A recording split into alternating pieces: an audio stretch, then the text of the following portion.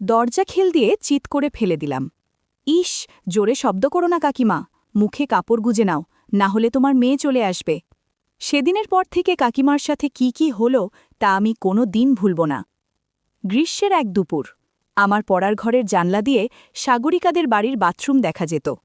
তার আগে বলে দেই, আমি ভীষণ নিম্ন মধ্যবিত্ত পরিবার থেকে এসেছি, তাই সেখানে বাথরুম আর স্নানঘরে বিশেষ দরজা ছিল না। আমি চেষ্টা করতাম ওদের দেখতে বা ওকে, ওর মাকে দেখতে। মাঝে মাঝেই ওদের চোখে চোখে রাখতাম। লোকলজ্জার ভয়ে আমি বেশি সাহস দেখাতাম না। সাগরিকা ওর মাসির বাড়ি যাবে বলে জামাকাপড় বদলাতে এলো। আওয়াজ পেতেই আমি উকি মেরে ওর দিকে তাকালাম। বেশি দূর নয় বলেই ভালোভাবে দেখা যেত। মনে ভীষণ কৌতূহল হচ্ছিল। এই অবস্থায় সাগরিকার নতুন এক সেট জামাকাপড় পরে নিল। আমগাছের আমগুলো দারুণ দেখতে। আমার মনে হচ্ছিল যদি একবার পেতাম একটু ছুতে। গুনগুন করে গান গাইছিল। আমার সারা শরীর ভয় আর উত্তেজনায় কাঁপছে। বেশি সাহস করে সামনেও যেতে পারছি না, যদি সাগরিকা দেখে ফেলে। বাধ্য হয়ে জাদুর লাঠি দিয়ে জাদু শুরু করলাম। মনে মনে নানান বিষয় কল্পনা করতে শুরু করলাম। এমন সময় চমকে তাকিয়ে দেখি আমার দরজায় আমার এক বন্ধু মণিময়। সে আমার ওই অবস্থা দেখে অনেক আগেই দেখে নিয়েছে এবং নিজেও সাগরিকার দিকে তাকিয়ে রয়েছে। আমি পড়িকে মুড়ি করে জানলাটা বন্ধ করে দিলাম। ভীষণ আফসোস হচ্ছিল। মণি চিৎকার করে আমায় অভিযোগ করতে লাগল ওই দৃশ্য দেখার জন্য, কিন্তু আমি যেহেতু ভালো ছেলে ছিলাম তাই বদনামের ভয়ে ওকে বুঝিয়ে নিরস্ত্র করলাম। মণি বলল, শুভ, তুই এতদিন একা একা মস্তি করছিস আর আমাকে বলিসনি কেন? আমি বললাম, দেখ, আমি নিজেও জানতাম না, হঠাৎ ঘটনাটা ঘটে গেল। এরপর এই নিয়ে আর কোনো চর্চা করলাম না। মা ডাকলেন, শুভ, খেতে আয়। কথা না বাড়িয়ে আমি আর মণি খেতে বসলাম। আমার মনে দামামা বাজতে লাগল আর দৃশ্যগুলো একের পর এক ভেসে উঠতে লাগল। এক অদ্ভুত পরিবর্তন আমার চিন্তায় বাসা বাঁধল। নিজেকে ভীষণ অদ্ভুত মনে হল। প্রত্যেক দিন সুযোগের আশায় বসে থাকতাম। নিজের অন্তঃসত্ত্বা আমাকে বাধা দিত, আর শরীর মন কোনোটাই আমার নিষেধ মানত না। দিন যেতে লাগল এইভাবেই। ইচ্ছে করে এক একদিন সাগরিকাকে আমার বাড়ি ডেকে আনতাম। আমি ওর সাথে ভাব জমানোর চেষ্টা করতাম। মনের উদ্দেশ্য ছিল ওর সাথে জমিয়ে গল্প করা। ওর কাছে যে এত সুন্দর একটা তবলা আছে তা কখনো কল্পনা করতে পারিনি। ছলে বলে কৌশলে আম ধরার চেষ্টা করছি, কিন্তু কোনোভাবেও কিছু পারছিলাম না। একদিন বিকেলবেলা কলেজের ক্লাস শেষ করে ক্লান্ত হয়ে আমার পড়ার ঘরে বসে আছি। সাগরিকা হাজির। কি গো শুভদা, আজ কলেজ থেকে এত তাড়াতাড়ি? আমি বললাম, না রে, আজ ভীষণ ক্লান্ত লাগছে। মনের ব্যভিচারকে সামলে রেখে ওকে বললাম, তুই আজ পড়তে যাসনি? ও বলল, আজ স্বপন কাকু এসেছে তাই পড়তে যাব না। স্বপনদাকে আমি চিনি প্রায় 4 বছর ধরে। উনি খুব ভালো কম্পাউন্ডার। যখন সাগরিকার মায়ের পড়ে গিয়ে হাত ভেঙে যায় তখন উনি এসে ব্যান্ডেজ করেছিলেন। উনি সম্পর্কে সাগরিকার কাকু হন। আমাদের ক্লাবে আড্ডা দেন বলে আমরা ওনাকে স্বপনদা বলি। এমন সময় আমি একটা বই সেলফ থেকে পারব বলে সেলফের দিকে এগোতেই সাগরিকার সাথে ধাক্কা লেগে গেল। আমি ইচ্ছে করে একটা কাণ্ড ঘটালাম। সাগরিকা উফ করে উঠল ব্যথায়। আমার দুষ্টুমি দেখে বলল, শুভদা, এমন করলে মাকে বলে দেব। অপমানে আর লজ্জায় আমার মুখ লাল হয়ে গেল। আমি আর কোনো কথা বললাম না। সাগরিকা আস্তে আস্তে চলে গেল। অজানা ভয়ে সিটকে রইলাম, যদি সাগরিকা মাকে বলে দেয়। ওর মায়ের নাম গোপা। পাড়ার সবাই পোপা কাকিমা বলে ডাকে। বয়স আনুমানিক ৩৯ বছর। ওর মায়ের বর্ণনা দিতে আমাকে কিছু বিশেষণ ব্যবহার করতে হবে। শ্রোতাবন্ধুরা, তোমরা যদি একদম খোলামেলা গল্প শুনতে চাও তাহলে কমেন্টে দেওয়া লিঙ্ক থেকে আমার ওয়েবসাইট ভিজিট করো। সেখানে একদম খোলামেলা গল্প দেওয়া আছে। সাগরিকার মায়ের গাছের বাতাবি লেবু যে কেউ খেতে চায়। ক্লাবের অনেক বড় ছেলেরা নানা মন্তব্য ছুড়ে দিত ওনার নামে। আমি তো রোজ রাতে গোপা কাকিমার কথা কল্পনা করি। নানা উচিলায় তাদের বাড়ি যাওয়া আমার নিত্যকর্ম ছিল, কিন্তু কিছুতেই কিছু সুবিধে করতে পারছিলাম না। এমন সময় গোপা কাকিমার গলার আওয়াজে আমার শির দ্বারায় ঠান্ডা স্রোত বয়ে গেল। দেখি আমার মায়ের ঘরে এসে মাকে কিছু বলছেন। আমি মনে মনে ভাবলাম, আজ আমার শেষ দিন। আমার মা খুব রাগী আর অন্যায়কে আমল দেন না, আর আমার এই ঘৃণ্য কর্ম যদি বাবা জানতে পারে তাহলে আমার নিস্তার নেই। দরজা বন্ধ করে চোখ বন্ধ করে খাটে বসে রইলাম খারাপ সময়ের আশায়। কতক্ষণ কাটিয়েছি আমার মনে নেই। মাথায় একটা নরম হাতের ছোঁয়া। চমকে উঠে দেখি গোপা কাকিমা। হেসে বললেন, কি ব্যাপার, সন্ধেবেলা তুমি এইভাবে বসে আছো কেন শুভ? আমার সব যন্ত্রণার অবসান হয়ে গেল। আমিও বিগলিত হয়ে বললাম, কলেজে চাপ আছে প্র্যাকটিক্যাল ক্লাসের, তাই একটু ঝিরিয়ে নিচ্ছি। গোপা কাকিমা পাতলা সুতির শাড়ি আর ব্লাউজ পরেছিল, বেশ পুরনো, আঁচল অগোছালো। আমি তার সাথে কথা বলতে আর চোখে এদিক সেদিক তাকাচ্ছি। কিছুক্ষণ কথা বলার পর আমি বুঝে নিয়েছি সাগরিকা তার মাকে কিছু বলেনি। উনি বললেন, শুভ, আমায় একটু সাহায্য করতে হবে। আমি বাধ্য ছেলের মতো বললাম, বলুন কি করতে হবে। সাগরিকা অঙ্কটা নিয়ে গোলমাল করছে, আর ওর দিদিমণি ওকে ঠিকমতো সময় দেয় না। ওর বাবা বলল, তুমি নাকি অঙ্কে ভালো, দেখো না যদি দিনে 1-8 ঘন্টা পড়িয়ে দিতে। একটু কথায় সুরে অনুগ্রহ মনে হলো, আমার কাছে সেটাই বড় সুযোগ। 7-5 না ভেবে জিজ্ঞাসা করলাম, মাকে জিজ্ঞাসা করেছেন? উনি সাথে সাথে জবাব দিলেন, হ্যাঁ হ্যাঁ, দিদি তো বলল তুমি সময় দিলেই হবে। আমার একটু অবাক লাগলো, কারণ গ্রামে ভালো ছেলের অভাব নেই। আমার প্রতি এই অনুগ্রহ দেখাবার কি মানে? সাগরিকাকে পড়ালে কিছু টাকা নিশ্চয়ই পাবো, আর যদি গোপা কাকিমাকে চোখের দেখা সামনে থেকে দেখতে পারি তো মন্দ কি। আমি এক প্রকার নীরব সম্মতি জানালাম। উনি ফিরে গেলেন। মাকে বললাম, সাগরিকার মা তোমায় কি বলল?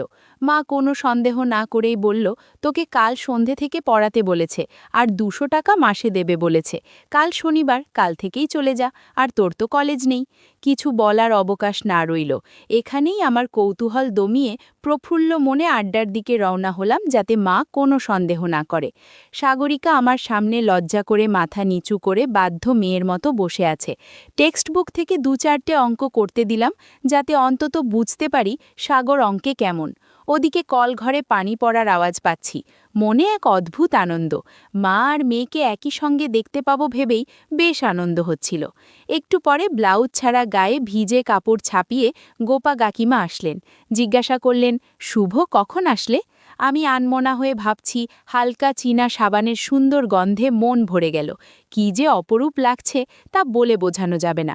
কাকিমা বললেন, আমি কাপড়টা ছেড়ে আসি, তারপর চা দিচ্ছি, তুমি বসো, বলে হুড়মুড় করে পাশের ঘরে চলে গেলেন। আমার বাজ পাখির মতো চোখ এক ঝটকায় না দেখা সব কিছু দেখে দেখে মন জুড়িয়ে নিল। সেদিনের মতো আমায় সাগরের বাড়ি থেকে ফিরে আসতে হলো খালি হাতেই।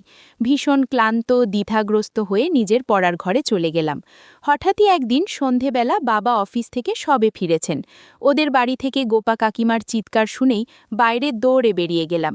দেখি গোপা কাকিমা ওদের উঠোনের টিনের বাথরুমের ঘেরা জায়গাটায় পড়ে গিয়েছেন। বাবাও আমার সাথে দৌড়ে এসেছেন।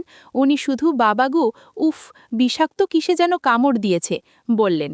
এদিকে আমি তার ব্যথার দিকে না ভেবে ভিজে কাপড় দেখার সাথে লেপ্টে থাকা দৃশ্যগুলো মুখস্থ করছি। যাই হোক, বাবা আমাকে ধমক দিয়ে বললেন, ওনাকে তোল, পাজাকোলা করে আর বিছানায় শুইয়ে দে, না হলে এখানে পড়ে পড়ে ঠান্ডা লেগে যাবে। বাবা স্বপনদাকে ফোন করে দিলেন, আর সাগরিকাকে বললেন গোপা কাকিমার কাপড়টা পাল্টে দিতে। আমি কাকিমাকে তুলে বিছানায় নিতে হিমশিম খেয়ে গেলাম। এত ভারী যে কি বলবো। বিশেষ করে গাছের ডাবগুলো কম করে হলেও 4 কেজি করে হবে। এভাবে বেশ কিছুদিন কেটে গেল। একদিন গোপা কাকিমা বলে উঠল, সাগরিকার জন্য অন্য একজন টিচার খুঁজব। করকর করে বাজ পড়ার মতো এটা কি ঠিক শুনছি? আমি সাগরকে পড়ানোর পর থেকে ওর হাফ ইয়ারলি যথেষ্ট ভালো, 74 পেয়েছে অঙ্কে, তারপরও অন্য টিচার? ভীষণ সন্দেহ হলো। সাহস করে জিজ্ঞাসা করলাম, আমাকে বারণ করার কারণটা কি বলবেন? তখন গোপা কাকিমা সাগরিকাকে দুধ আনতে ডেয়ারিতে পাঠিয়ে দিলেন, আর বললেন, বসো, বলছি। উনি ভীষণ দুঃখ কাতর গলায় বললেন যে বিশ্বনাথ আমায় ধোঁকা দিল, আমি আর পারছি না এ জ্বালা বুকে নিতে, আমায় বিষ দাও। বিশ্বনাথবাবু সাগরিকার বাবা। এক বিশ্বস্ত সূত্রে গোপা কাকিমা জানতে পারেন যে উনি কোনো অসমিয়া মেয়েকে বিয়ে করে সংসার পেতে ওখানেই থাকবেন। আমি মাথা নিচু করে শুনে চলে আসলাম। প্রায় 6 মাস হয়ে গেছে আমি বিনে পয়সাতেই পড়াতে যাই। ওদিকে গোপা কাকিমা একটা সেলাইয়ের কারখানায় কাজ করেন। এই কারখানার মালিকের নাম হরেন্দা। শুরু থেকেই গোপা কাকিমার দিকে কেমন নজরে যেন তাকায়। একদিন সন্ধেবেলায় গোপা কাকিমার বাড়ি গেলুম, যথারীতি যেভাবে যাই। ওদের কলের গেট খুলে ভেতরে ঢুকতে যাব, দেখি একটা মোটর সাইকেল বাইরে দাঁড় করানো। আমি বুঝে গেলুম যে নিশ্চয়ই হরেন্দা এসেছে। মনটা ভীষণ খারাপ হয়ে গেল। দরজায় হাত রাখব, একটা অস্পষ্ট চিৎকারের আওয়াজে চমকে উঠলাম। আওয়াজটা শুনে ঠিক বুঝতে পারলাম কিছু গণ্ডগোল আছে। ওদের বাড়ির তুলসীতলা ঘুরে পিছনের জালনার পাশে বাগান, তাই বাগান ঘুরে পিছনের জালনায় দেখব ঠিক করলাম। রাত্রি 8টা বাজে, টিম করে একটা টেবিল ল্যাম্প জ্বলে। একটু বাঁক নিয়ে ওদের জানলার কাছে চোখ রাখতে আমার হৃৎপিণ্ডটা ধরভর করে উঠল। আমি কি দেখছি, স্বপ্নেও ভাবিনি এসব দেখতে হবে। দেখেই ভীষণ কান্না পেল। এও কি কঠোর বাস্তব? সারা ঘরে অদ্ভুত থপথপ শব্দ হচ্ছে আর গোপা কাকিমা চিৎকার করছে। প্রায় 10 মিনিট পর জোরে চিৎকার দিয়ে গোপা কাকিমা শুয়ে পড়ল। তাদের কথা থেকে বুঝতে পারলাম কাকিমা হরেনের থেকে টাকা ধার নিয়েছে, যেটা শোধ করতে পারছে না বলে এভাবে শোধ করে দিচ্ছে। বন্ধুরা, ইউটিউবের কড়া নিয়মের কারণে কিছু বিষয় সরাসরি বলা যাচ্ছে না। তোমরা কমেন্টে দেয়া লিঙ্ক থেকে আমার ওয়েবসাইট ভিজিট করো, সেখানে একদম খোলামেলা গল্প দেয়া আছে। সব কাজ সেরে হরেন বাড়ি থেকে চলে গেল আর কাকিমাও ওভাবেই চিত হয়ে পড়ে রইলেন। আমার মনে অনেক কিছুই ঘুরপাক খাচ্ছিল, কিন্তু কিছুই করতে পারছিলাম না। তাই আমিও বাড়ির পথে হাঁটা দিলাম। সারা রাত ভাবতে লাগলাম কি করা যায়। অনেক চিন্তাভাবনার পর পরের দিন সকালে ক্লাবে পাড়ার দাদাদের কাছে কাকিমার কথা জানালাম। বললাম, ওই গুন্ডা হরেন আমাদের গোপা কাকিমাকে প্রায় সময় বিরক্ত করে। দাদারা আশ্বাস দিলেন তারা ব্যাপারটা দেখবেন। ক্লাবে সমস্ত ঘটনা বলে যথারীতি সাগরিকাদের বাড়ি এসে পৌঁছালাম। দেখি কাকিমা ভীষণ বিষণ্ণ, কিন্তু তার শরীরে বা মুখে আগের দিনের রাতের কোনো ছাপ নেই। শান্ত কিন্তু ভীষণ চিন্তিত। সাগরিকা আমার হাত ধরে টেনে ওর বিছানাতে বসিয়ে বই খাতা আনতে গেল। আমি কাকিমাকে ঘরে গিয়ে জিজ্ঞাসা করলাম, কেমন আছেন? উনি বললেন, একটু ভালো। সাগরিকাকে চেঁচিয়ে বললাম, তুই বই নিয়ে বসে পড়া আরম্ভ কর, আমি মার সাথে কিছু জরুরি কথা বলে আসছি। কাকিমার সামনে বিছানায় বসে আস্তে আস্তে বললাম, কাকিমা, আমি জানি তুমি গুন্ডা হরেনের সাথে সমস্যায় পড়েছ। হরেন টাকা নিয়ে রোজ তোমার সাথে খারাপ ব্যবহার করছে। কাকিমা ধরফর করে উঠে বলেন, তুমি কি সব জেনে গিয়েছ? কাকিমাকে আমি কালকের লুকিয়ে দেখার বিষয় কিছুই বললাম না, শুধু বললাম হরেন গল্প করছিল তাই শুনেছি, তবে তুমি কোনো চিন্তা করো না। কাকিমা একটু ইতস্তত হলেও চুপচাপ বসে আছেন।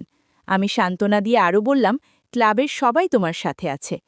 কাকিমা কিছু না বলে আমায় জড়িয়ে ধরে কাঁদতে কাঁদতে বললেন, শুভ, তুমি যে আমার বিপদে কি সাহায্য করছো তা তুমি জানো না। আমি তোমার কাছে কিভাবে ধন্যবাদ জানাবো বুঝতে পারছি না। এই সুযোগে আমি কাকিমার আরও কাছে চলে এলাম। অনেক কিছু অনুভব হচ্ছিল। মনে হলো কাকিমার সম্মতি জানাচ্ছে। একটু পরেই ঘটে গেল সেই অনাকাঙ্ক্ষিত ঘটনা, যার জন্য আমি এতদিন অপেক্ষা করছিলাম। কাকিমাকে বললাম, দরজাটা খিল দিয়ে এসো না, না হলে সাগরিকা চলে আসতে পারে। দরজা খিল দিয়েও আমরা আমাদের আলোচনায় মগ্ন হলাম। কাকিমা ঘরে শব্দ করছিল। কাকিকে বললাম, ব্লাউজটা মুখে গুজে রাখো, তাতে বেশি শব্দ বের হবে না। মিনিট 20 পর সব ঠিকঠাক করে বেরিয়ে এলাম। এভাবেই কয়েকদিন কেটে গেল। কাকিমার সাথে সাথে সাগরিকার প্রতিও একটা টান বাড়ছিল, কিন্তু সুযোগের অপেক্ষা ছাড়া কিছুই করার ছিল না। একদিন সাগরিকাকে পড়া ধরার সময় কাকিমা বললেন, দাও না 2-4 ঘা। মেয়েটাকে নিয়ে যে কি জ্বালায় পড়েছি, আজকে ভালো করে